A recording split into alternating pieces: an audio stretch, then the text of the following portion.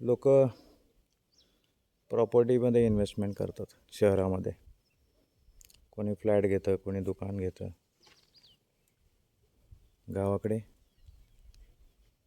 सर्वात मोठी इन्व्हेस्टमेंट म्हणजे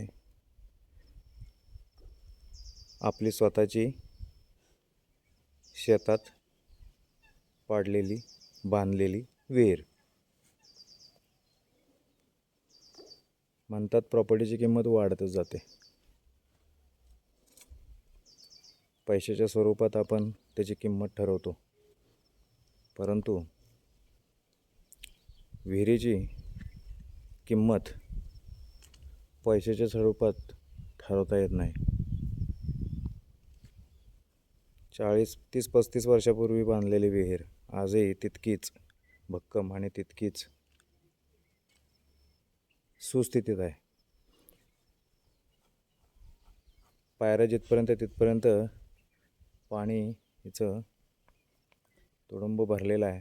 काठावर येऊ शकत नाही, कारण पाण्याची जी लेवल आहे खाली जमिनीची, त्या लेवलपर्यंतच ते पाणी येतं. त्यानंतर ते पाझरून कदाचित बाहेर जात असावं. बाजूलाच नदी असल्यामुळे ती लेवल इथपर्यंतच जास्तीत जास्त येते. सोबत आमचे सगळे चिलीपिली आहेत शेतीचा राऊंड मारायला. मी स्वतः आणि आमचा